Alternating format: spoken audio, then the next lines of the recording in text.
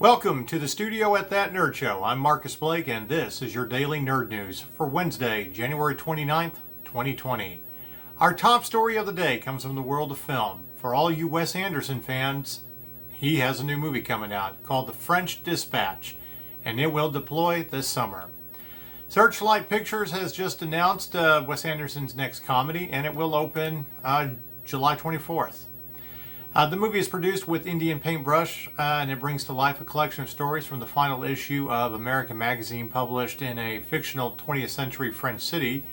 Benicio del Toro, Adrian Brody, and Tilda Swinton, Leia Seydoux, Frances McDermott, Timothy Chalamet, and Linda Cordy, Jeffrey Wright, Matthew Malik, and Stephen Park, Bill Murray, and Owen Wilson will star.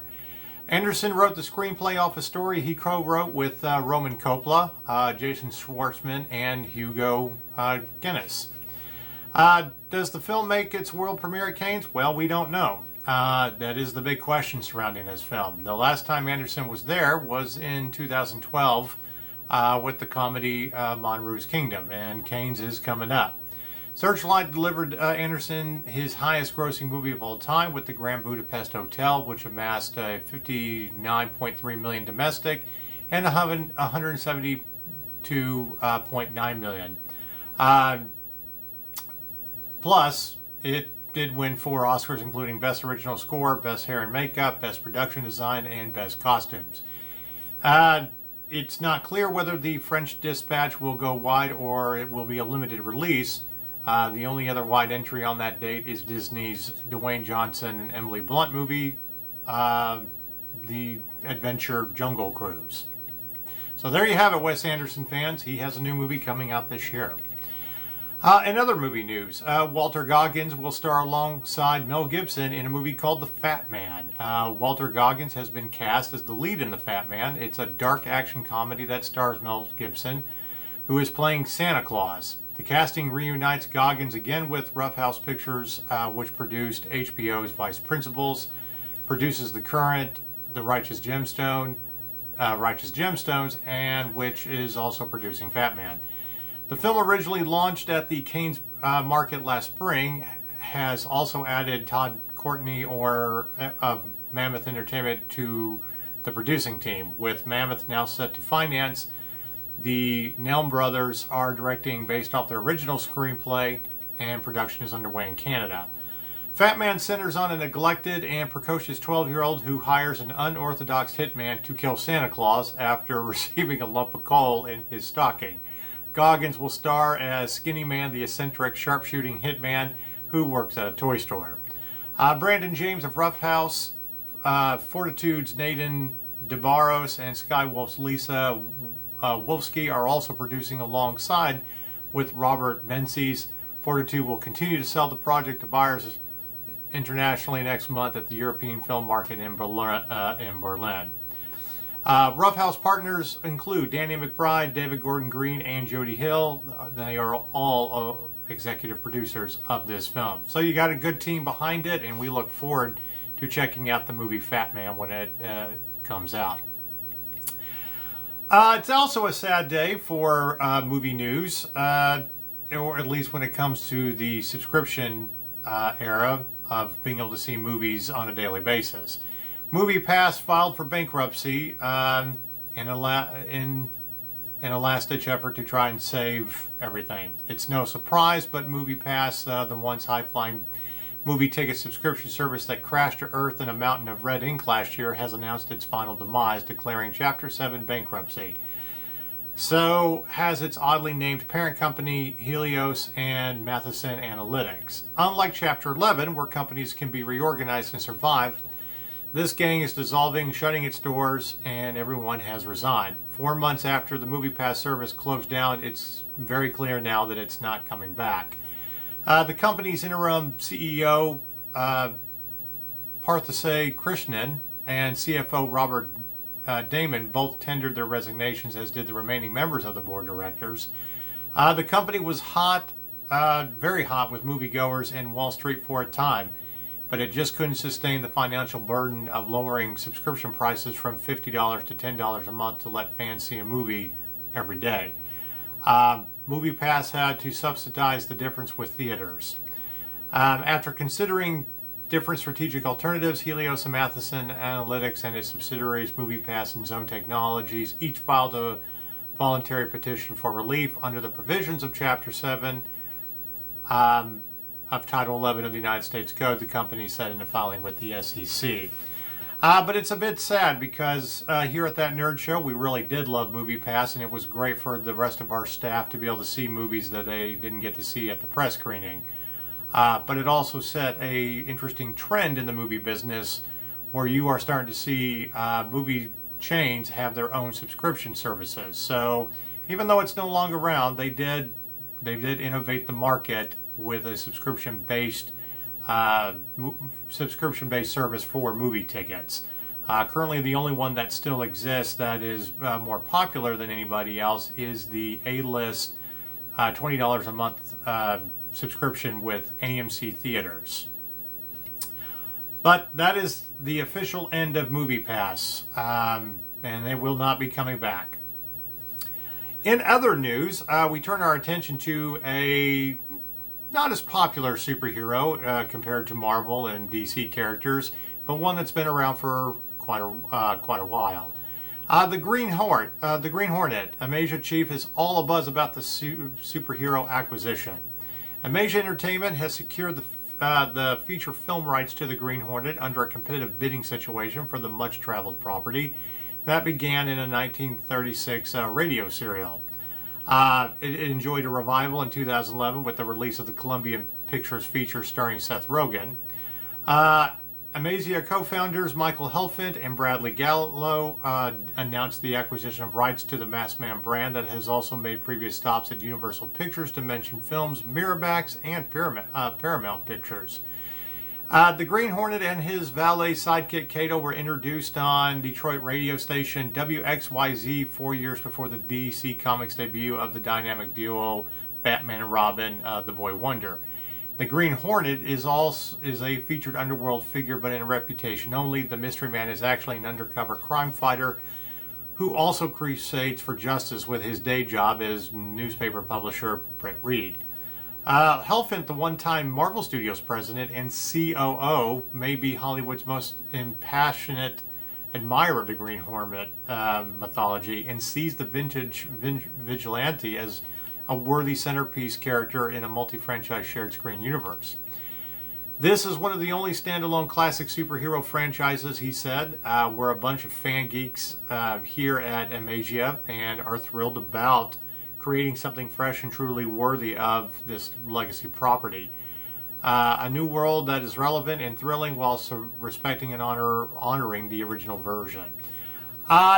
Also, a little fun fact, the Green Hornet originally reached the silver screen as a live-action movie serial in 1940, but Helfand's first point of connection with the hero came with the ABC's The Green Hornet television series from 1966 to 1967. It was a short-lived series starring Van Williams, but the most notable character coming from that series was it introduced Bruce Lee to American audiences. Lee portrayed Kato, the driver of the Sleek. In other movie news, Jodie Foster is set to direct the drama on the 1911 theft of the Mona Lisa painting. As they sort through offers on the 3 Sundance films, Surely Some Kind of Heaven in Summertime, Los Angeles Media Fund principals Jeffrey Soros and Simon Horstman are broadening the company footprint with the Los Angeles Media Fund, the company footprint with increasingly ambitious feature films, scripted and unscripted series, and of course Broadway productions. They've set Oscar winner Jodie Foster to direct an untitled drama based on the Seymour Raitt book, The Day They Stole the Mona Lisa. The film is being fully financed by the Los Angeles Media Fund. They went on to say that this happened in 1911. It was the only thing that made the Mona Lisa so famous. Soros told Deadline while he was in Park City. It was developed by Phoenix, which is still involved, but we also got a whole script that Bill Wheeler is writing for Jodie Foster to direct. This is in the mold of the Thomas Crown Affair with the sting, also as a plot device point of reference as well. It's a funny story, and the crime itself is not sophisticated, and their story will mix truth with fiction, and the focus is on the characters behind the orchestrating theft. So there you have it. We know what the next film for Jodie Foster will be. We look forward to seeing it. Turning our attention to TV and streaming news today, the adult animated comedy Fairfax gets a 2-season order by Amazon. Amazon gave a 2-season, 16-episode order to this half-hour adult animated comedy with Matt Hosfeder from Undateable and Aaron Bushbaum and Teddy Riley from Serious Business, Titmouse, and Amazon Studios. The series is slated to premiere on Amazon Prime Video in 2021 in more than 200 countries and territories worldwide. Created and executive produced by Hofstadter and Bushbaum and Riley, Fairfax follows 4 middle school best friends on their never-ending quest for clout on Fairfax Avenue, LA's pulsing heart of the hyperbeast culture. They were quoted as saying, "This show is a love letter to kids today, the generation that will most definitely save the world from global warming if they don't die from eating Tide Pods first." It's a modern look at the timeless struggle to be cooler than you are, to fit in while standing out, and what it feels like to wait in line for a pair of sneakers. You're never going to cop. While incredibly excited to be working with Serious Business, some Hoodlum, Pizzaline, Titmouse, and Amazon Studios, they said that we couldn't have asked for a better team. Fairfax is co-produced by Amazon Studios in association with Serious Business and Titmouse. So there you go. Got an adult animated comedy coming to Amazon next year. Great. It seems like it's going to be a great little coming-of-age story, and we will definitely be checking it out. All right, now we turn our attention to gaming news. We've got a couple of interesting items in the world of gaming. Code Vein's first DLC is out now with a new boss, depth map, and blood code, and much more. The first DLC, aptly titled DLC 1, Hellfire Night, is now available only for $9.99 individually or as part of the game's $24.99 season pass. The Hellfire Night is more than just another boss fight for one. It comes along with Horror Hunting Trials, which challenges you to fulfill certain objectives while fighting. For example, the Night Monarch Overthrower Trial requires you to defeat the Hellfire Knight without fainting more than 5 times. Your AI partner can revive you as long as you still have HP. Completing trials will unlock cosmetics, weapons, items, and a fiery surf blood code. You can view some of the new cosmetics on their website. And of course, a new map for the depths has been added, Fiery Oblivion. These areas seems to be styled after the Crown of Sand, and it contains the Achilles blood code, which you can unlock by thoroughly exploring the depths and collecting all of the relevant memory fragments. You can get the map for Fiery Oblivion in a new room attached to the Provisional Government Outskirts section of the Crypt Spire. Fast travel to the Crypt Spire, grab the map, and then bring it to Davis at the hub to access it. As it happens, this DSL room also contains the first fragment of the Eclipsis blood code. The other 2 fragments will be added in the next 2 DLCs, so you'll need to own and play all 3 to unlock the Eclipsis.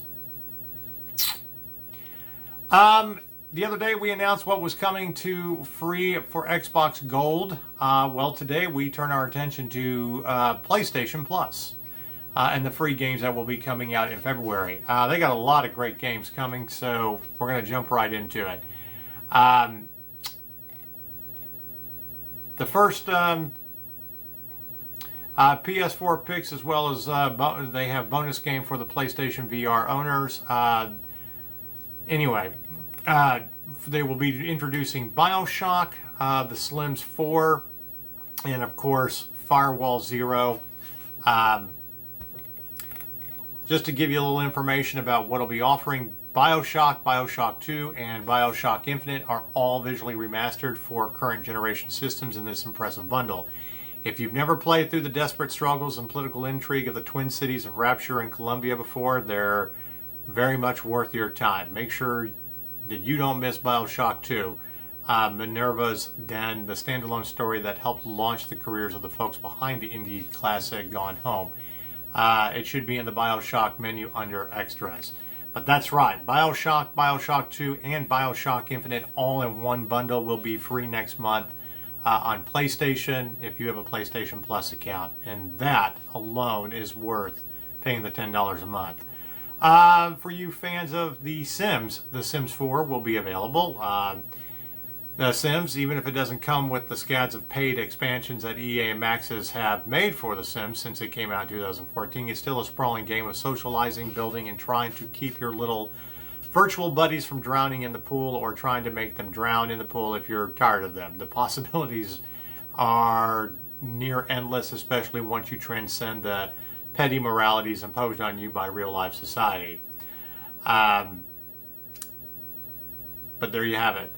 It should also be noted, too, that if you subscribe monthly to EA Access, you will also be able to get the Sims games there.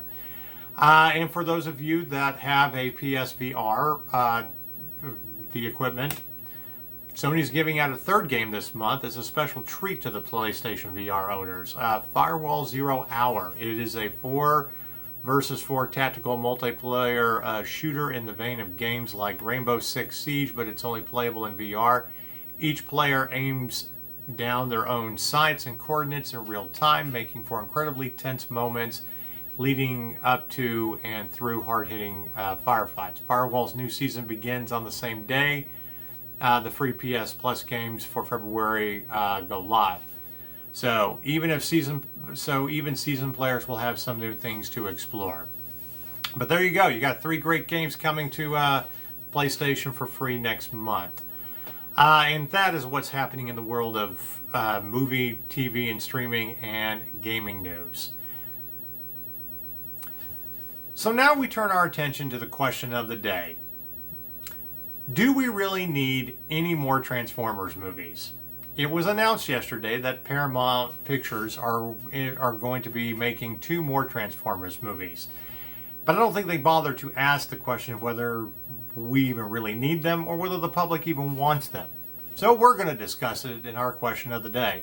After 6 Transformers movies, do we really need any more? What else can we explore?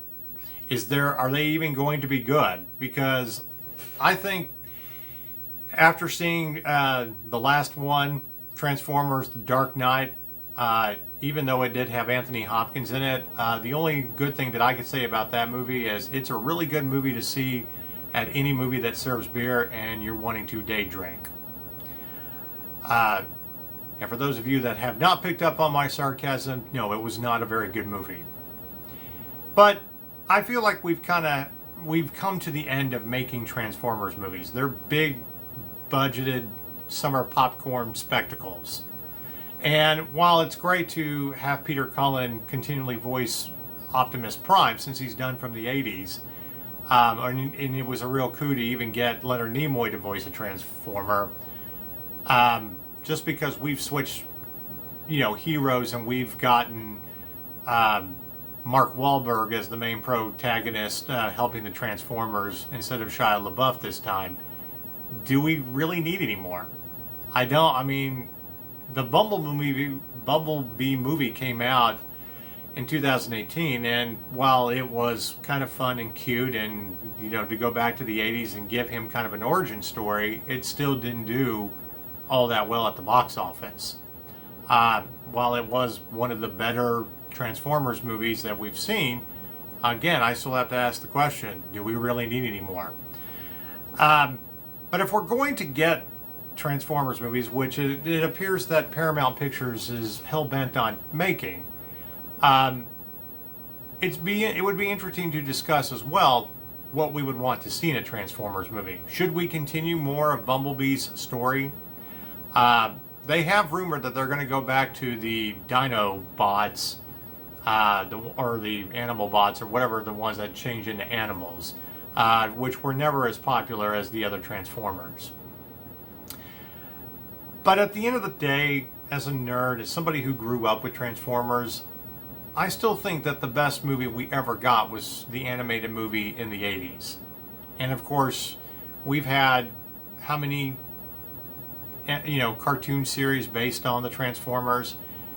I just feel like it's a little overkill at this point, and if you're not going to give us a good Transformers movie, which they did kind of redeem themselves with Bumblebee, but again, I mean, while the first one was great, it was great to see them beyond a cartoon on the big screen. But just throwing out more for the sake of it, is it really for us, or are you just making them for a Chinese audience who is financing most of these movies anyway? If you're doing it that way because we're treating Transformers movie like some B-summer popcorn movie, pretty much like Godzilla movies, okay, I understand that. But again, do we really need them? We would love to hear from you, and you can discuss this question with us. Tweet us out at That Nerd Show on Twitter. I think this is a worthy discussion. Maybe Paramount won't really listen to us, and we're going to get them anyway, or they won't listen to us about plot. But like I said, at least for today, we have something fun to talk about on Twitter compared to politics or anything, or any of the other ridiculous things that are going on in life. Thank you for watching the Daily Nerd News. I'm Marcus Blake with That Nerd Show. Until next time, goodbye.